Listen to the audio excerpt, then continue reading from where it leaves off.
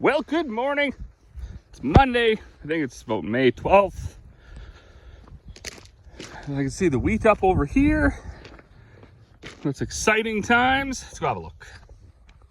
So this part right here actually, and even kind of up around to where we built the shop, was always like so hard. I mean, just clay. There's not even a millimeter of topsoil here. So we never expect much, and you can even see the way it comes up. It's sort of ratty. Of course, I fill the drill here, so I'm turning around all the time. I expect once you get out there, it'll get infinitely better, but looks pretty cool.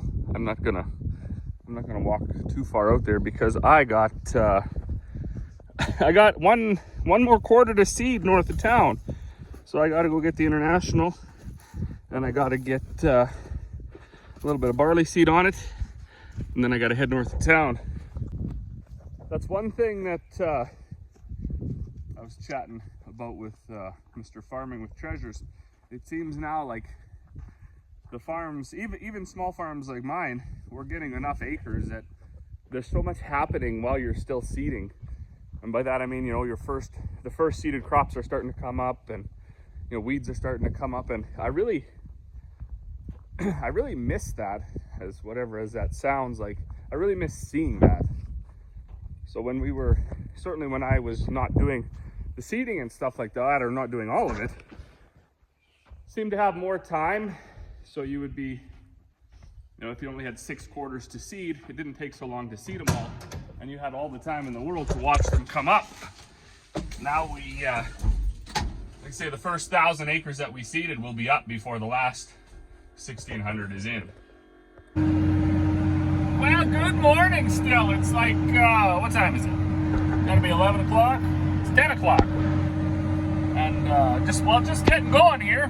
Unbelievable. I went to fire this tractor up this morning. Nothing. Click, click, click, click, click. So that was sad. So I grabbed my trusty battery charger. And yeah, the other one that we didn't replace was 10 volts. So effectively you can call that stone dead, because these things, they really need to have the right voltage, and they need to have good strong batteries, or else you just go nowhere. The other thing too that I'm starting to realize more and more when it comes to maintenance and repairing is, even if you think this stuff is working, it's barely holding on, or it's barely working, things like alternators, starters, batteries, even cab fans and stuff. As that stuff deteriorates and starts underperforming or demanding more power and draw and amp and everything like that, it starts to wipe out other components. And on a tractor, like a newer tractor, this one's a 13, so it probably just gets worse as you go. I mean, this thing's almost 10 years old already. But, it's everything. It's just loaded up with components. Everything needs power. And lots of this stuff is drawn on millivolts and milliamps and stuff like that, as far as I know anyways. So if you start to get these power surges or weak batteries that are drawing on alternators, or bad starters, or bad relays and components, it starts to, like a domino effect, it just starts wiping out more and more components. So that was a long way of saying, we gotta, it's in your best interest to fix what you can see isn't performing or is underperforming, or before you start to have further issues with it. I am not all that pumped though about the $630 a battery. Now, I was online, and yes, it is Monday, so we could have just ran into town and got a $300 battery, but this is now for science. So I believe batteries like this at Canadian Tire are around $300 a piece. I think from some of the dealers had specials where they were under 300, maybe like right around that 200 mark, I think. And of course, we kind of got caught with this one now, so I didn't want to waste the other basically hour and a half to run to town when we'd already replaced one with one of them $600 batteries. So this tractor now has $1,200 worth of batteries in it, and we will $1,260, and we will. Well, I guess we'll see the longevity of $1,200 batteries versus two $600 versus two $300. Well, that is it for 2025, at least on our farm. I am going to run over and do a little bit for the neighbor, and then we'll get the drill washed up and put away. It is real dusty, but they're calling for rain maybe today, tomorrow, tonight, the next day. I don't know. It is going to rain. I was curious, so what do folks do with their last whatever? You know, say if it's, I guess, any kind of seed, really, especially, you know, folks that treat their seed. Do you just seed it out, or do you go dump it in a pile somewhere, or what's the scoop with that? I know there are some folks that are pretty particular about the agronomy and the seed placement, and, you know, they wouldn't want to run over what they just seeded again. Me, I don't care. I find a spot over in the corner or the headland or whatever, and if I got, you know, whatever, 3 acres of extra seed, I just seed her out, no problem. The other thing with me is I'm not particular. After the first fill, I don't really care to clean out the fertilizer or the seed or vice versa. So the first fill, I get my tank right full of just seed so I can calibrate it, and I get my drill right full of fertilizer. But after that, if I'm going to seed 1,200 acres of barley, I don't care if some barley or some fertilizer goes in each tank. I know there's guys I've talked to over the years that are like super particular. Every single time they fill, they dump that hopper out and they clean it out, and then they switch and they fill with their fertilizer. I just could not be bothered to do all that. So what do you guys do? Are you that particular, or do you just say good enough? There's also one thing that's like not so great about this drill. Basically the only thing, you see those chains hanging there?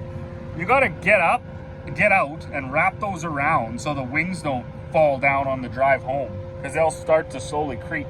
I don't know why they didn't just make this thing cam over a couple of degrees and rest to the inside. They go straight up and down and stay there. And then for the shanks, there's a valve that you're supposed to close on your hydraulic line. I am going to close it this time, but I think they still creep down even when you close that, so I'm not exactly sure what the dealio is here. Maybe they won't creep down now that I got that new that block plumbed a different way. So yeah, here's the stupid valve you're supposed to shut. And that's apparently supposed to stop these shanks from creeping down. And then this was the chain. I'm not exactly sure if this was a Seedmaster invention or the dealer that put this together for the gentleman that owned it before me. And then you just kind of latch it in here, which seems to be about the most reckless, stupid spot you could put something. There's not even like a hook for it or anything. Oops.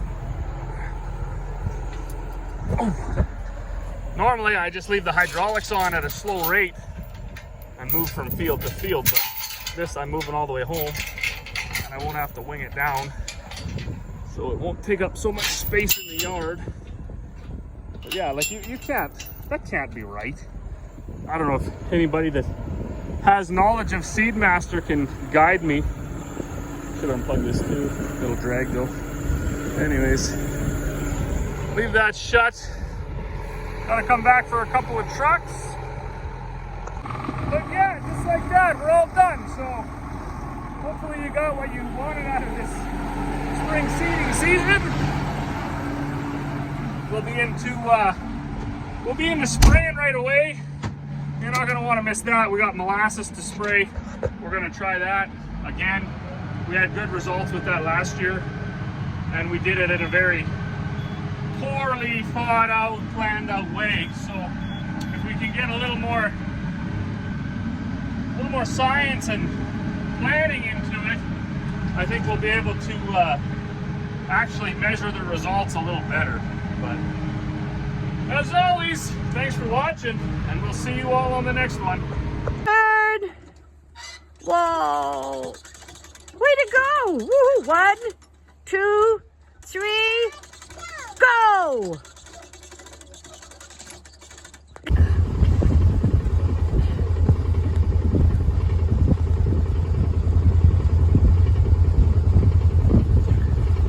cannot get out.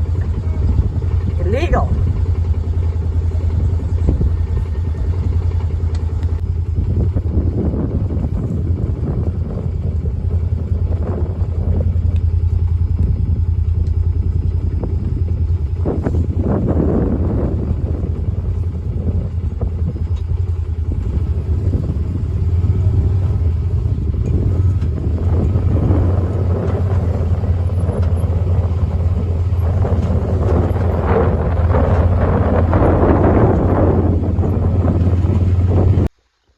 Well, good morning. Check it out. We got rain overnight. As you can see, wasn't even enough to lift up that little orange float. So I guess we're gonna go seeding again. And you may wonder why we're going seeding again, but because we're doing a little bit for the neighbor. Check it out. Look at that, eh? It's my fertilizer. It's not quite as defined or whatever as it was last summer, but it carried over anyways. So first thing I got to do is grab old Yeller and bring him over and fuel him up, because the neighbor had a little closer to 500 acres than 350.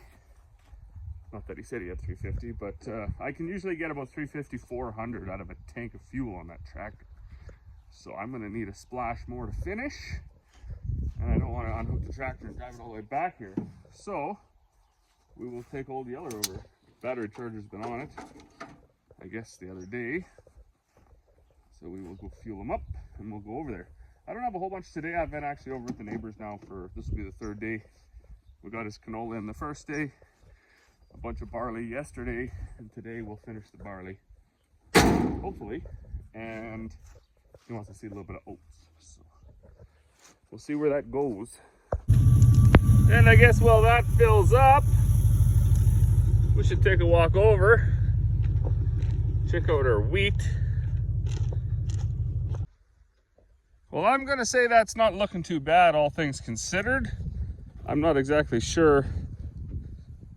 There's some yellow on some of these ones that are popping right up, so I don't know if that means it got a touch of cold, or if it just hasn't made itself a big leaf yet. Anyways, we'll keep an eye on that. It is cold, and I expect that some people, maybe even us, are going to encounter a situation of frost damage. Generally, some of these crops can take it. I think wheat is kind of hardy. Peas can take a little bit too. I'm not sure about oats. And then of course it all comes down to duration and how cold it got. The oats look really good though. I'm excited about that. It's coming better than the wheat. Some of this stuff I got, I guess I shouldn't say better. I thought it was better. Probably shallower over there. It's cold. I had to do the outside round twice because I had a problem with my drill. So some of this got a bit of a dual seeding, and with that comes covering up your other tracks. So you're gonna have oats growing in the middle of the seed rows and in the seed rows. But out in the field, looks good. We'll call this a early morning victory, I guess. I don't know if I actually had said it in one of the other videos or if it didn't make the cut or whatever, but that's like one of the most fulfilling parts, I think, of farming, is when you just get it all seeded and you've got your equipment parked in the yard and you're starting to clean it up, and then whatever it is, a week and a half after you finish seeding, you come out and you can start to see everything coming up in rows. I think that's probably my favorite part of farming. I've always liked the spring more than the fall. Most people don't like the spring because they're spending so much money, but for my in my experience, our falls have been just horrendous more than they've been nice. So the last 3-4 years we've had beautiful falls where we're actually starting to combine middle of August, you know, certainly swathing middle of August, early September. And normally that's not the case. Normally, at least through all my younger childhood, we would start combining in like the middle of September, and it would snow on like the 18th of September, at least once. So then it was just always, I hated the fall. It was cold, it was awful, snowy, wet. But spring, on the other hand, doesn't matter, even if you get a late start. And I was looking, 2022, we started seeding on the 14th of May. And 2025, we finished seeding on the 12th of May. And we should get the neighbors today. So, and I think it's the 15th. So, pretty cool.